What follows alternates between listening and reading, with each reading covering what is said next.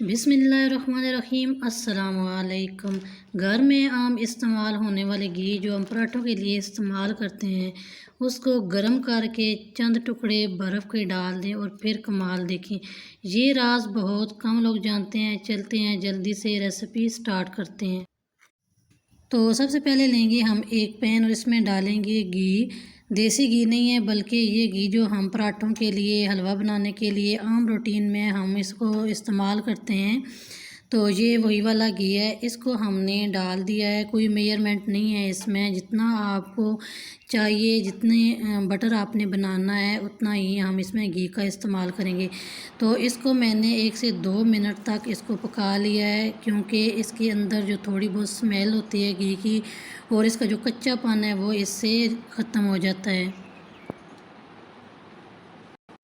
तो अभी इसको हमने एक बाउल में शिफ्ट किया है और यहाँ पे मैं ले रही हूँ बर्फ़ और घी को अच्छी तरह से ठंडा कर लिया है। गर्म घी में बर्फ़ नहीं डालनी, इससे छींटे आपके हाथों पे पड़ सकते हैं।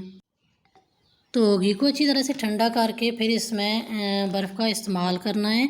आज हम बना रहे हैं बटर, अनसॉल्टेड बटर कह लें, सॉल्टेड बटर कह रहे हैं या शॉर्टनिंग का नाम दे लें। तो जिससे हम बिस्किट वगैरह बनाते हैं, पेस्ट्रीज़ और ब्रेड वगैरह बनाते हैं। तो आज वही वाला बटर जो है वो हम बनाएंगे और इसकी रेसिपी मैं आपके साथ शेयर कर रही हूँ।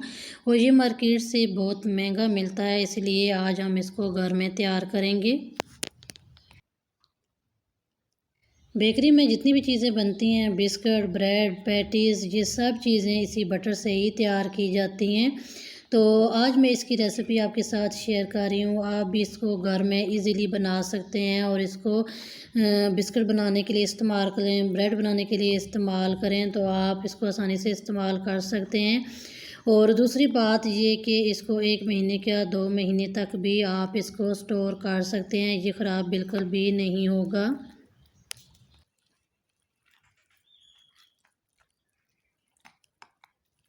और रेसिपी अच्छी लगी हो तो रेसिपी को लाइक कीजिएगा। चैनल पे नए हैं तो सब्सक्राइब ज़रूर कीजिएगा। ज़्यादा से ज़्यादा इस रेसिपी को शेयर कीजिएगा।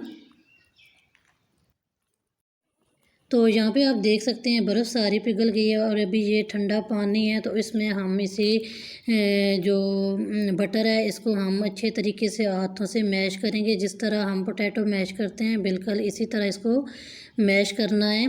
जितना ज़्यादा इसको हम हाथों की मदद से मैश करेंगे इतना ही ये सॉफ्ट होता जाएगा।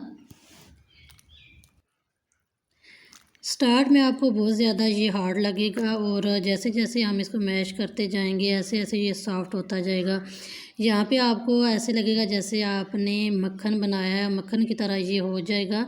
लेकिन हमने यहाँ पे इसको मैश करते जाना है क्योंकि ये बहुत ज़्यादा सॉफ्ट हो जाएगा।